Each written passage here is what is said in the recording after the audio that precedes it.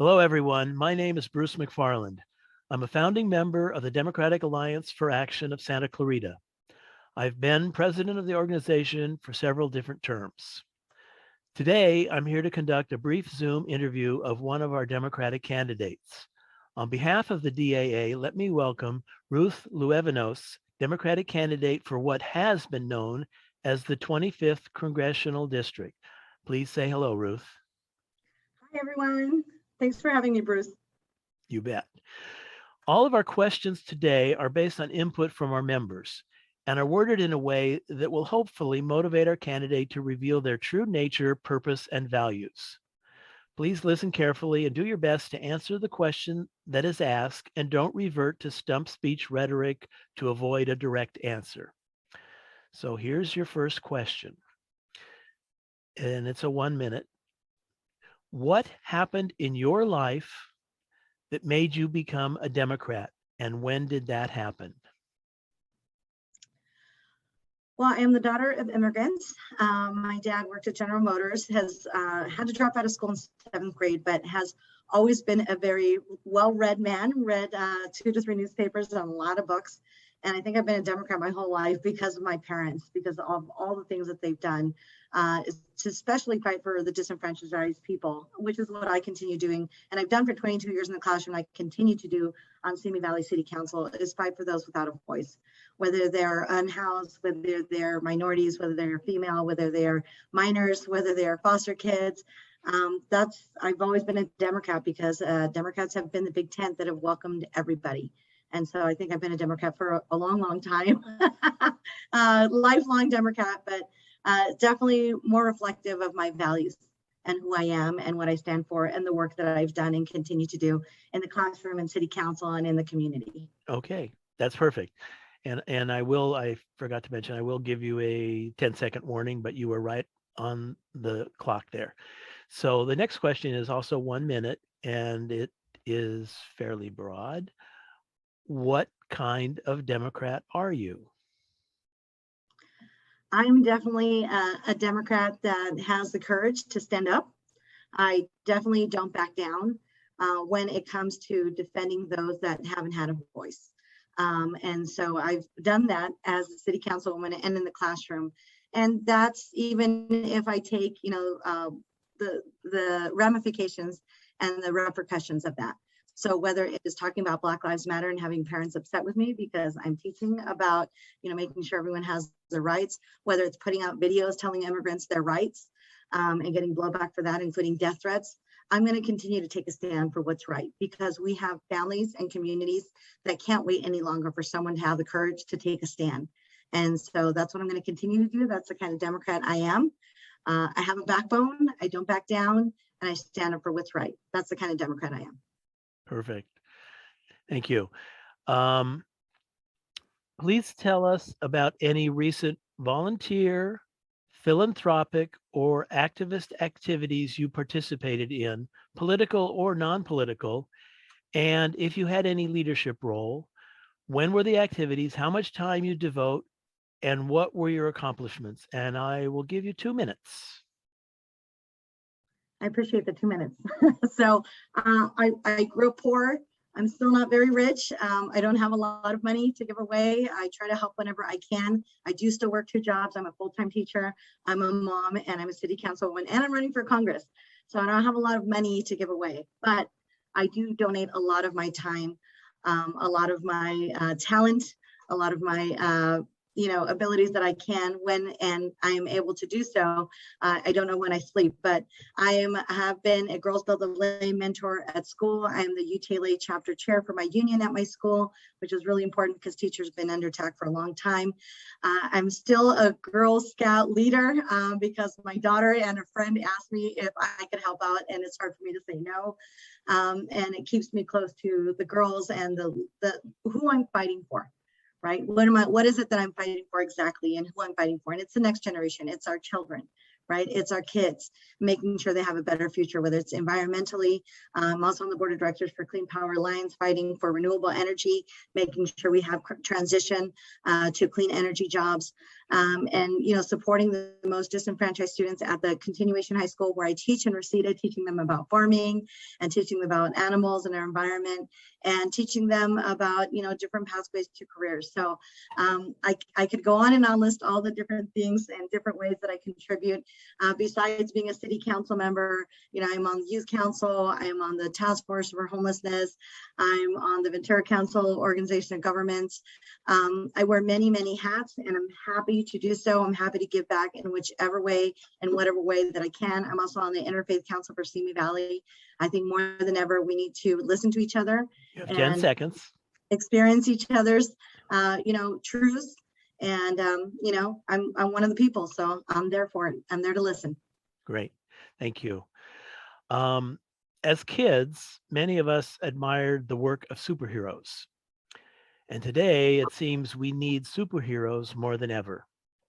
You have 1 minute to tell us about your superpower.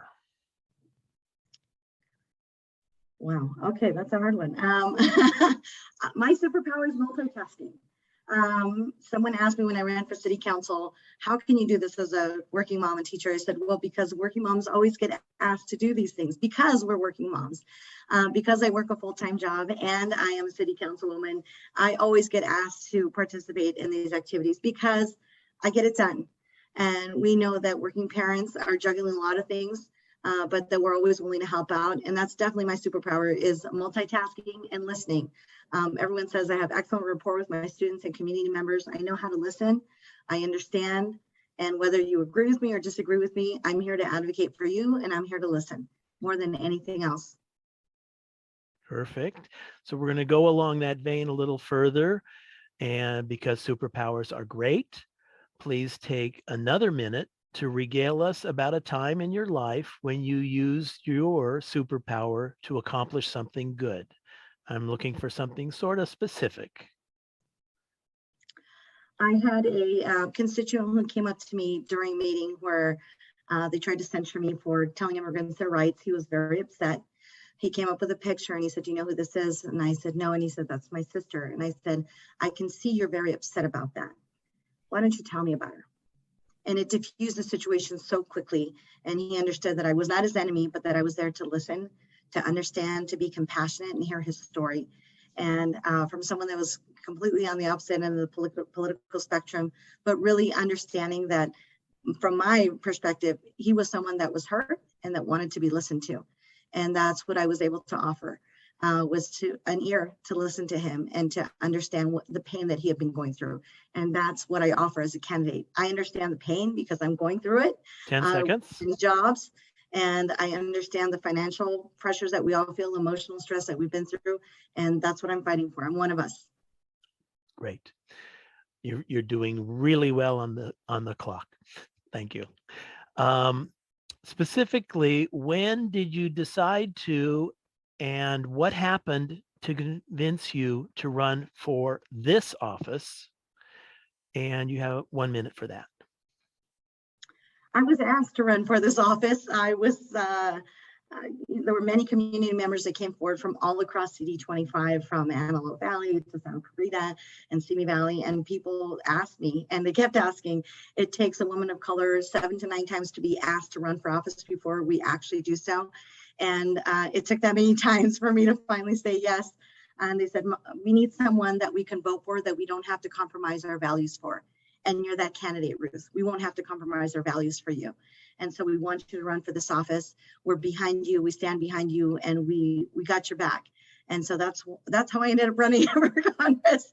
Of course, my husband was a big influence. When I told him, "What do you think about me running for Congress?" He jumped up off the couch and said, "Do it, go for it." And we do nothing without our families, without support of our family and friends. 10 seconds. So with the support of my family and my friends and those who asked me to run, community leaders, that's why I'm running for Congress. Thank you. District residency seems to come up in nearly every election cycle. We would like to know where you currently live, how long you've lived there, where you lived before that, and what significance should residency have to a voter? And we have 1 minute for that. That's a lot, Bruce. Okay, I'll try. I currently live in Simi Valley. I've lived there for 20 years. It's where my husband and I decided to raise our children. I grew up in the San Fernando Valley, specifically in the Silmar, San Fernando area. I think it's really important that you're connected to the community, whether you work there, whether you do community service there. I think it's important that you connect with the residents in the district that you represent. And I've been doing that. I actually sold at the swap meet up at Pear Blossom Highway, the 4-point swap meet. Have a lot of family and friends in the Antelope Valley and Santa Clarita, and obviously in Simi Valley. And I know what the issues are there, whether it's traffic or access to healthcare, whether it's jobs, whether it's public transportation. I understand the issues there, and I've been on the front line fighting for those for many, many years, and I want to continue to do so. 10 seconds. Okay, thank you. If you are fortunate enough to prevail in the primary election, what are the top 3 or 4 actions in your plan for beating the popular Republican incumbent? And this is not a question about what are your issues if you get to Congress. This is a question on your campaign to beat the Republican incumbent. You have 1 minute for that. I'm going to talk about actual issues that impact everyday people. Like I stated, whether it's access to healthcare, making sure that we have enough hospitals, making sure we have jobs in the community, making sure we're addressing the issues of public transportation. There's no reason why we have an elected official that does not advocate on behalf of the community unless they're not connected. And I'm connected, and I've been an advocate. I've spent hours at a time on the phone waiting for hearings so that I, as an elected official and a public servant, can serve the public by giving voice to the issues in the community that are impacting our residents so much, whether it's daycare, whether it's access to funding for public education. All those things impact us every single day, and families just cannot wait any longer for someone who's going to compromise on those values and help them out in what the issues that they most need help with. So that's what I'm going to do. I'm going to reach out to the people that haven't been reached out to, and I'm going to reach out to the disenfranchised communities. I'm going to listen, and I'm going to talk to them, and I'm going to advocate for them. So I'm going to give you another minute to follow up and address the question, what makes you think you have what it takes to execute a winning strategy against that popular incumbent Republican? Well, as the first Democrat and first woman of color ever elected to Simi Valley City Council, I did it. I did what no one thought could be done. And I did it by knocking on a lot of doors, by talking to a lot of people, by listening more than anything, and then by taking a stand and being courageous. And that's what it takes. I am Latina. I am fully bilingual. Yo hablo español perfectamente. And I know that that's a large community of CD25 that hasn't been addressed at all. Again, I'm addressing the local issues that impact our residents the most, and I have a proven record of advocating on their behalf. My actions demonstrate my commitment to the community, and that's what it's going to take. Someone that connects to the residents in CD25 and actually advocates on their issues that impact them every single day, like daycare, like healthcare, like jobs, transportation. Those are the things that people want to hear about. That's what's going to motivate people to go to polls and vote for me in a midterm election where we don't have a president running for office, just like I won in 2018. And so I'm going to repeat the history. I'm going to do it again. I'm going to make history. Okay. And your last essay kind of question here is a 2-minute question. If you're elected in November, what specific issues important to the residents of Santa Clarita would you like to address and solve in your legislative sessions? And like I said, 2 minutes. I'm going to address the issues that are most impacting Santa Clarita families, which include access to daycare, which include transportation. I know that a lot of people want to do public transportation, but the schedules are not feasible.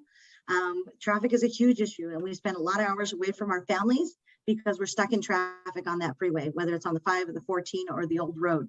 And so I want to make sure that we have access to public transportation, that we have daycare, that we access affordable housing. We need workforce housing so that we don't have so many people commuting. We have fewer vehicles on the freeway. And of course, renewable energy and making sure we address climate change, because we have so many wildfires in Santa Clarita that also impact us access to, transportation and public education. Those are the things that are the most pressing. And of course, being a diverse voice for the diverse community in Santa Clarita, which is diversifying every single day. That's what I plan on doing. Okay, you have another minute if you would like to continue. Oh, I have another minute. Yeah. Okay. I want to help businesses. I have a business with my sisters, and I know that there's businesses that have been struggling and they haven't had access to the resources that they were promised. And so I want to make sure that there's accountability in terms of making sure that those business owners that applied for the COVID relief funds actually have access to the COVID relief funds. And make sure that they get those grants. We need to support our businesses because they are the tax base that supports our community. And they're often the ones that are donating to the Little League teams, that are donating to PTA, that are supporting all the things that we do in the community. So I want to make sure that we support our business owners and that we provide, access to the resources that were promised to them so they can actually 10 seconds. And our workers as well. They need support. Whether it's due to COVID or anything else, we need to make sure we support our workers as well. Okay, perfect. So I have 2 yes or no questions, and I would like a yes or no answer only. So the first one is, do you commit here and now that neither you nor your campaign will disseminate any false information about any Democratic candidate? Yes. Okay. That seemed pretty easy. This next one may not be quite as easy. We'll see. Will you commit here and now to end your campaign, withdraw your name from the ballot if possible, and actively support the California Democratic Party endorsed candidate in your district if it's not you? Okay, can you say that again, Bruce? Do it again. Will you commit here and now to end your campaign, withdraw your name from the ballot if possible, and actively support the California Democratic Party endorsed candidate in your district if it's not you?